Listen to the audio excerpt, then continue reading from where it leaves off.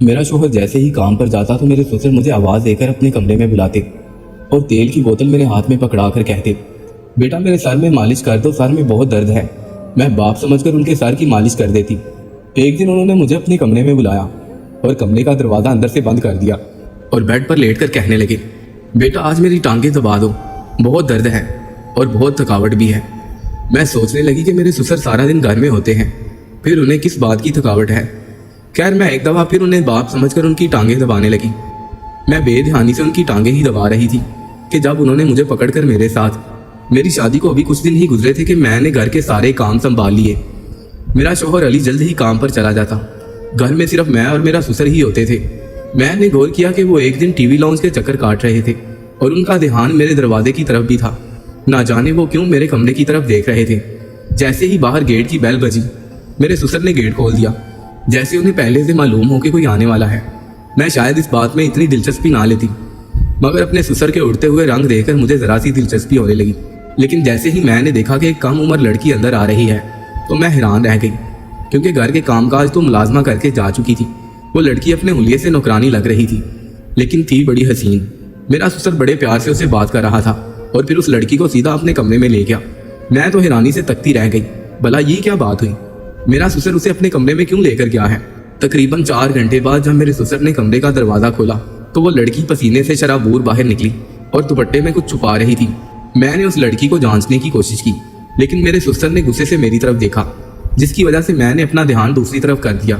वो मुझसे कहने लगे कि खाना बनाकर तुम अपने कमरे में चली जाया करो, मेरी जासूसी करने की जरूरत नहीं है। ये कहकर गुस्से से घूरते हुए वो अपने कमरे में चले गए थे। मुझे इस बात पर बड़ी हैरत हुई। मैं ये देखकर बड़ी हैरान थी कि जब से मेरी शादी हुई थी, रोजाना एक खूबसूरत और कम उम्र लड़की जो कि घर की मुलाजमा थी, रोजाना मेरे ससुर के कमरे में जाती, कभी 2 घंटे और कभी 4 घंटे, और जब बाहर निकलती तो पसीने से शराबूर होती और कपड़े में कुछ छुपा रही होती। एक बार तो मैंने देख ही लिया, उस लड़की ने हाथ में पैसे पकड़े हुए थे जिसे वो कपड़े में छुपाकर घर से बाहर चली जाती। मैंने जब ये देखा तो मेरे पैरों तले से जमीन निकल गई कि मेरे ससुर कमरे में जाकर ऐसा क्या करते हैं कि मुलाजमा नीले नीले नोट लेकर बाहर, कि मुलाजमा को नीले नीले नोट देकर बाहर भेज देते हैं और वो पसीने में शराबूर भी होती है। जब से मेरी शादी हुई थी मैंने अपने ससुर में कोई बुरी आदत नहीं देखी थी जिसे देखकर मैं उनके करैक्टर पर कोई शक करती। लेकिन एक दिन जो मैंने देखा, मुझे अपनी आंखों पर यकीन आया। जैसे ही वो नौकरानी कमरे से बाहर आई, मेरे ससुर भी उसके साथ आ रहे थे और आते आते वो अपनी कमीज के बटन भी बंद कर रहे थे। ये देखकर मैं शर्म से पानी पानी हो गई और वो उस नौकरानी की तरफ देखकर बेशर्मी से मुस्कुरा रहे थे और वो भी उनसे नजरें मिलाती हुई जल्दी से घर से बाहर चली गई और मेरे ससुर उसे पीछे से जाता देखकर भी मुस्कुरा रहे थे। फिर वो टीवी लॉन्च में बैठ गई। मेरे ससुर की उम्र 55 साल थी, लेकिन वो जिस्मानी लिहाज से बहुत मजबूत दिखाई देते थे। उनके सर के बाल भी काले थे और काफी अमीर फैमिली से ताल्लुक रखते थे। इसके बरक्स मेरा ताल्लुक एक गरीब फैमिली से था और मुझे इस बात पर यकीन नहीं आ रहा था कि वो लोग इतनी अमीर तरीन फैमिली से ताल्लुक रखते थे, फिर भी मुझ जैसी गरीब लड़की से उन्होंने अपने बेटे की शादी क्यों करवाई थी। मेरा शौहर इंतहाई खूबसूरत और पढ़ा लिखा इंसान था, उन्हें तो कोई भी अमीरजादी शादी के लिए कबूल कर लेती, लेकिन उन्होंने मुझ जैसी गरीब लड़की से ही शादी क्यों की, ये बात मुझे कुछ हजम नहीं हो रही थी। रिश्ते वाली ने हमें बताया था कि मैंने एक बड़े घर का रिश्ता ढूंढा है। उनका मुतालबा ये है कि लड़की खूबसूरत होनी चाहिए, चाहे गरीब फैमिली से ही क्यों ना हो, हमें कोई एतराज नहीं है। और रही बात खूबसूरती की, तो मैं अपने खानदान की सबसे खूबसूरत लड़की थी। हम 2 बहनें थी और दोनों ही बहुत खूबसूरत थी। हमारे सर पर बचपन से ही बाप का साया छिन गया। हमारी माँ ने लोगों के घरों के काम कर करके हमारी परवरिश की।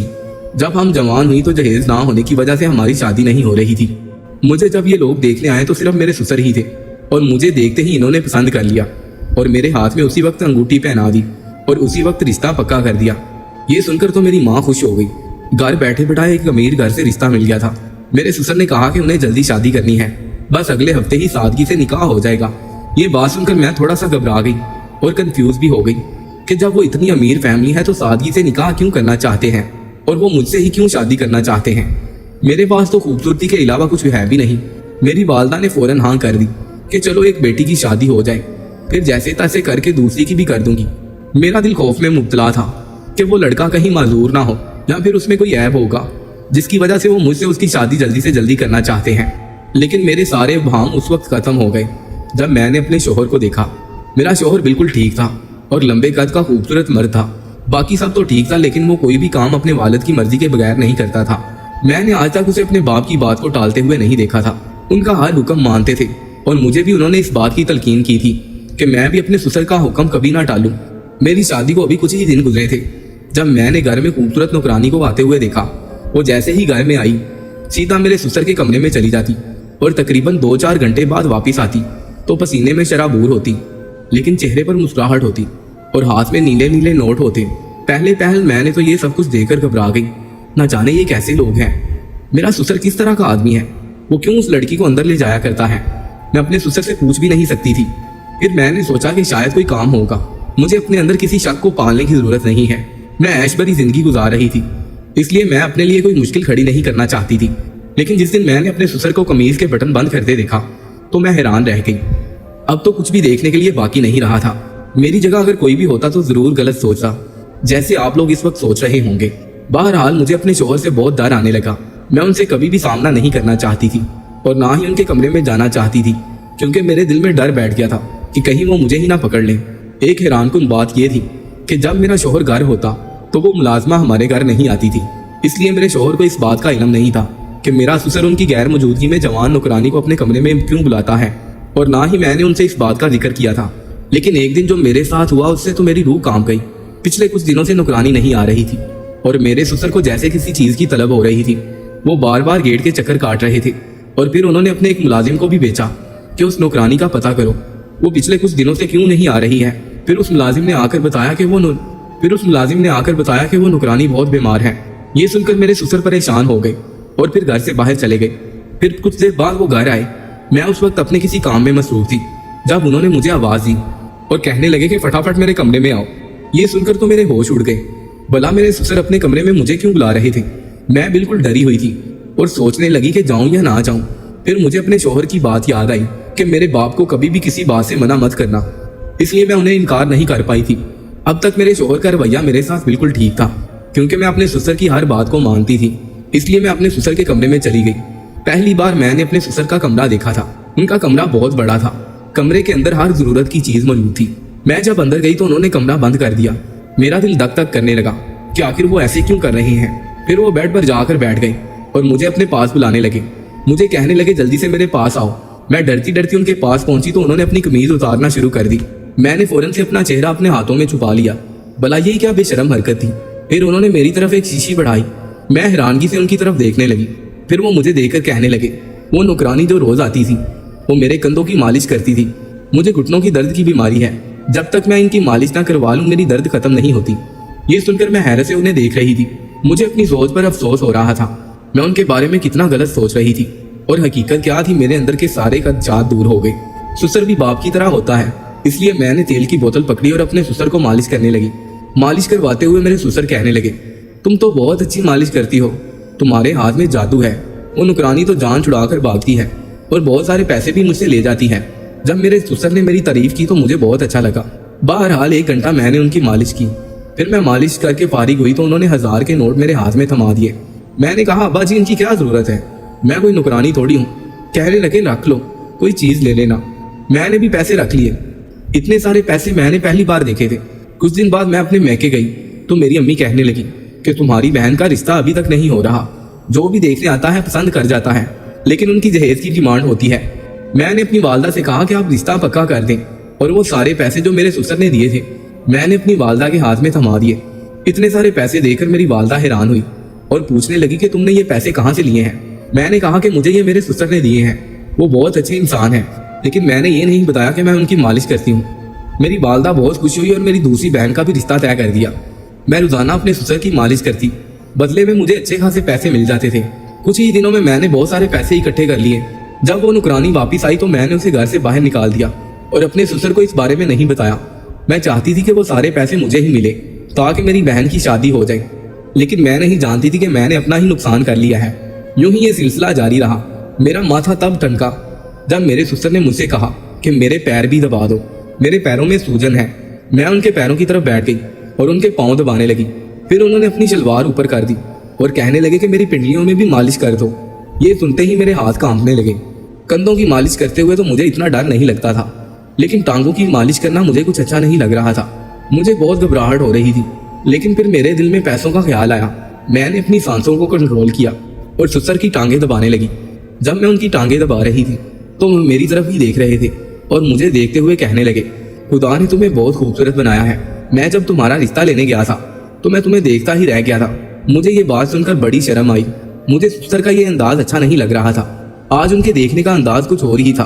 वो टिकटिकी बांधे मुझे देख रहे थे। फिर मुझे कहने लगे, अगर तुम्हें अपनी बहन की शादी के लिए कुछ पैसे चाहिए तो मुझे बताओ, मैं तुम्हारी मदद करने को तैयार हूँ। ये बात सुनकर मैं खुश हो गई। मैंने कहा, हाँ मुझे अपनी बहन की शादी के लिए पैसे चाहिए तो सही, लेकिन जो पैसे मुझे देते हैं उनसे भी उनका काम चल ही रहा है। ये सुनकर मेरे ससुर कहने लगे, ये तो बहुत अच्छी बात है, लेकिन अगले ही रोज मेरे ससुर ने मुझे मालिश करने से मना कर दिया। मैंने वजह पूछी तो उन्होंने कहा, मैंने नुकरानी का इंतजाम कर लिया है। जब वो नुकरानी आई तो वो पहली नुकरानी से भी ज्यादा खूबसूरत थी। मुझे उसको देखकर इंतहाई गुस्सा आया और जलन भी होने लगी, क्योंकि जो पैसे मैं ससुर से ले रही थी अब वो मुझे नहीं मिलने थे। मुझे पैसों की सख्त जरूरत थी।